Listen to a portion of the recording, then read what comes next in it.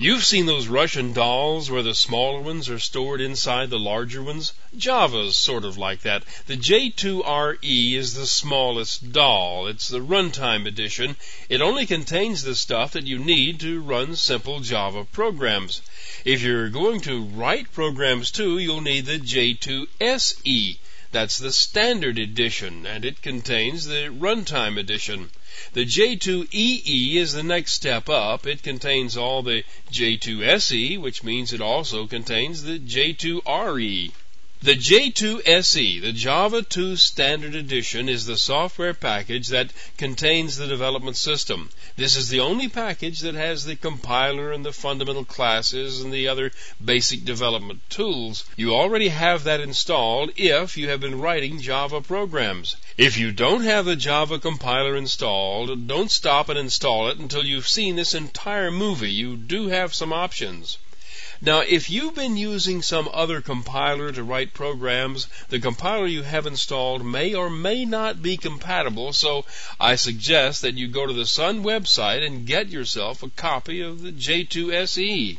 You can either get it as a standalone package, or you can download it with the J2EE.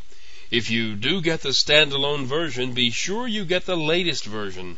J2EE doesn't work with some of the previous versions. I don't want to get into a list of which versions work with what. They're all free, so just install the latest version of everything and you're covered. You can find the latest version of Java 2 Enterprise Edition at the same website. The latest version number may or may not match the latest version number of the Standard Edition, the compiler, but that doesn't matter. Just get the latest of each and you'll be okay. You can download the whole thing as one huge bundle and install it all at once, or you can download it in 4 separate pieces. The first of the 4 parts is the Java 2 Standard Edition. You don't need this again if you already have it installed. It's rather a large piece, and if you have Java already installed, you don't need to download it again. It comes in the complete bundle of all 4 parts, so you will only need 3 of the 4. A server is required if you're going to be writing and testing software. This is a complete Java server, so you can install it on your system and test your JSP pages and your servlets. It even includes a relational database. The process required to set these things up and use them are included in the sections where they apply. Now, even if you have a web server available to you, such as Apache and Tomcat, you still want to download this one. It's the test bed. You can verify that your pages run on it, so if they quit when you move them to your regular server, you know the problem is somewhere else. There is a fairly large wad of example programs. Nothing is ever so handy as a collection of programs that work and that you can steal from. You're also getting some examples with this course, but go ahead and get these too. There are never too many working examples. This is the smallest of the 4 parts, but it doesn't mean it's not important. These are HTML pages produced by running the source code of the API through a program named JavaDoc. Everything is listed alphabetically and cross-referenced. I took the easy way out. I downloaded the all-in-one package so I could install everything at once. It comes down as an executable program that's more than 100 megabytes in size.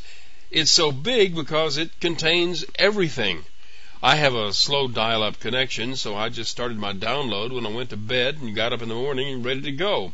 The modem was still panting from the exertion. When you start the program running, it does some initialization and presents itself as a wizard. You've seen wizard screens before, so I'll just describe the decisions that you have to make. This is the name of the default directory for everything.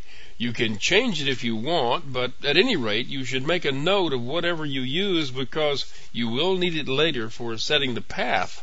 You will need to select the name and password of the administrator. If it's just your local system, you can use the default, which is admin, but in any case, you'll need to make up your own password.